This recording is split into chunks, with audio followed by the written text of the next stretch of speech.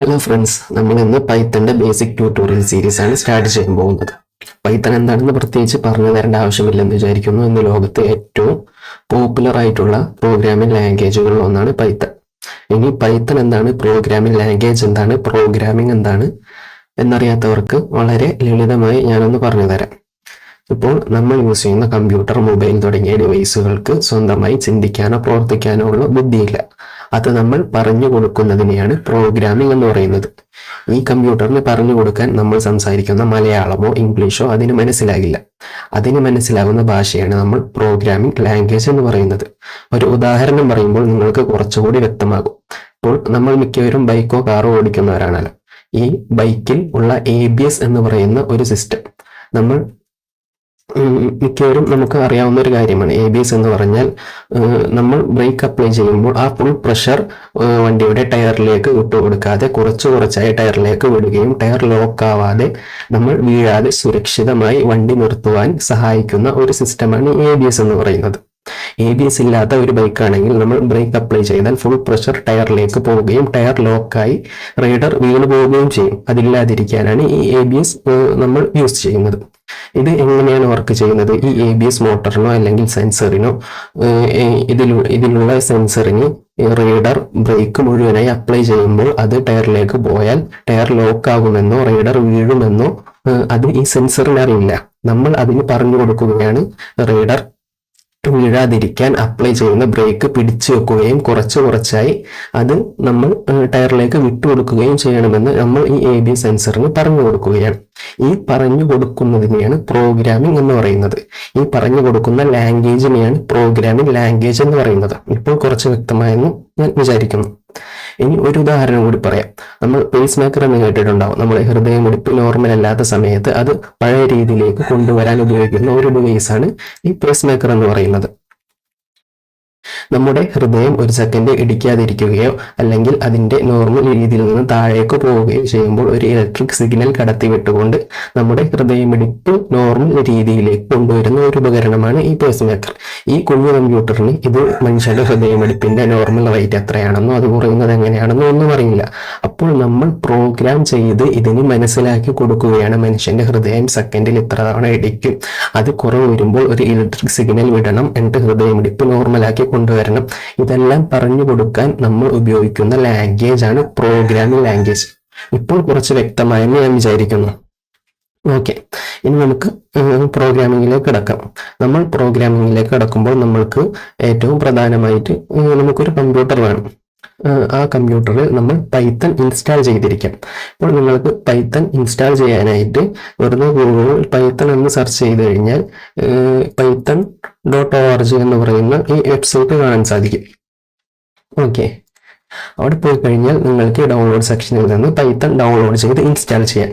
നിങ്ങൾ യൂസ് ചെയ്യുന്ന വിൻഡോസോ മാക്കോസോ അതുപോലെ തന്നെ വിൻഡോസോ മാക്കോസോ ആണെങ്കിൽ നിങ്ങൾക്ക് ഇവിടെ നിന്ന് ഡൗൺലോഡ് ചെയ്ത് ഇൻസ്റ്റാൾ ചെയ്യാം. ഇൻസ്റ്റാൾ ചെയ്യുന്ന സമയത്ത് എന്തെങ്കിലും എററുകളോ പ്രശ്നങ്ങളോ വരികയാണെങ്കിൽ നമ്മുടെ ടെലിഗ്രാം ചാനൽ ഗ്രൂപ്പിൽ നിങ്ങൾക്ക് ചോദിക്കാവുന്നതാണ്. ഓക്കെ, നിങ്ങൾ ലിനക്സ് ആണ് യൂസ് ചെയ്യുന്നതെങ്കിൽ പൈത്തൺ ഇൻസ്റ്റാൾ ചെയ്യേണ്ട ആവശ്യമില്ല. അത് ഓൾറെഡി ലിനക്സിൽ പൈത്തൺ ഇൻസ്റ്റാൾഡ് ആയിരിക്കും. ലിനക്സിന്റെ പല പാക്കേജുകളും പൈത്തനെ ഡിപ്പെൻഡ് ചെയ്താണ് വർക്ക് ചെയ്യുന്നത്. ഓക്കെ, നമുക്ക് ഇനി പൈത്തൺ ഇൻസ്റ്റാൾ ആയെന്ന് ചെക്ക് ചെയ്ത് നോക്കാൻ നിങ്ങളുടെ ടെർമിനൽ വിൻഡോസിലായാലും ലിനക്സിനായാലും ഓപ്പൺ ചെയ്ത ശേഷം മാക്കിലായാലും പൈത്തൺ ---- വേർഷൻ എന്ന് ടൈപ്പ് ചെയ്താൽ നിങ്ങൾക്ക് പൈത്തന്റെ വേർഷൻ ഇവിടെ കാണാൻ സാധിക്കും.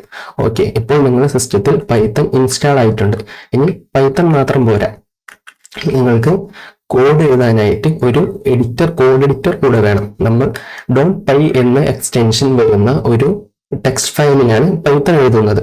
ഓക്കെ, അപ്പോൾ നമുക്ക് വേണമെങ്കിൽ സാധാ നോട്ട് പാഡ് യൂസ് ചെയ്യാം, പക്ഷെ അത് പ്രാക്ടിക്കൽ അല്ല. കോഡ് എഴുതാൻ വേണ്ടി പ്രത്യേകമായി തയ്യാറാക്കിയ കോഡ് എഡിറ്ററുകൾ അവൈലബിൾ ആണ്.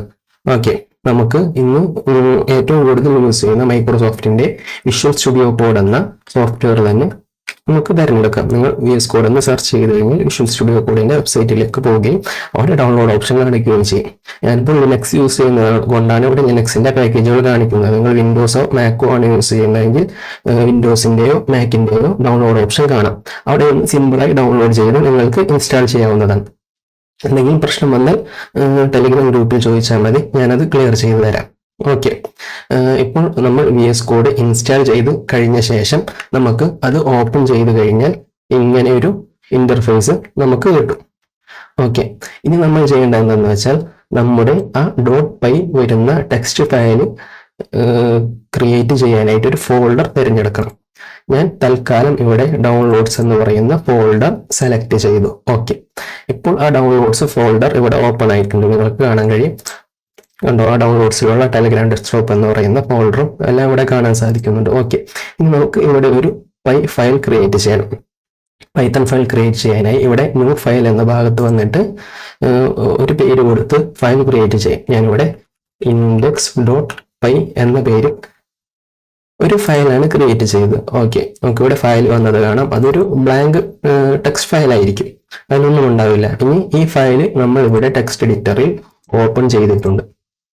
ഇനി ഇതിൽ നമ്മൾ കോഡ് എഴുതണം. അതിനു മുമ്പ് ഒരു കാര്യം ചെയ്യാനുള്ളതെന്ന് വെച്ചാൽ നമ്മൾക്ക് ആവശ്യമായ പൈത്തൺ കോഡ് ചെയ്യാൻ ആവശ്യമായ എക്സ്റ്റൻഷൻ നമ്മൾ ഇൻസ്റ്റാൾ ചെയ്യണം. അതിനിവിടെ എക്സ്റ്റൻഷൻ ടാബിൽ വന്ന് പൈത്തൺ എന്ന് സെർച്ച് ചെയ്ത് കഴിഞ്ഞാൽ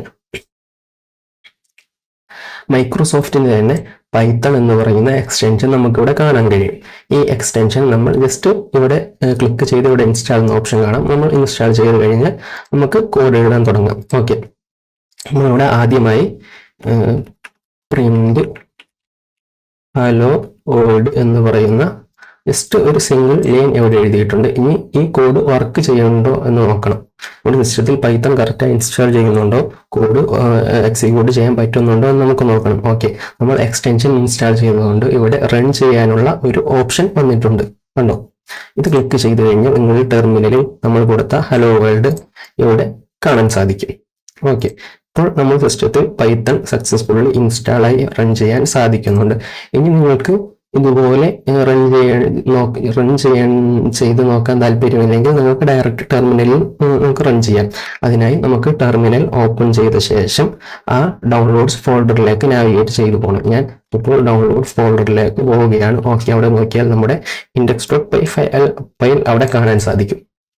നമുക്ക് പൈത്തൺ index.py എന്ന ഫയലിന്റെ നെയിം ടൈപ്പ് ചെയ്ത് എൻ്റർ അടിച്ചു കഴിഞ്ഞാൽ കണ്ടോ, ഹലോ വേൾഡ് എന്ന് അവിടെ പ്രിന്റ് ആയി വന്നിട്ടുണ്ട്. ഓക്കെ, ഇത്രയേ ഉള്ളൂ. ഇനി നമുക്ക് അടുത്ത വീഡിയോ മുതൽ നമ്മുടെ ട്യൂട്ടോറിയലിലേക്ക് കടക്കാം.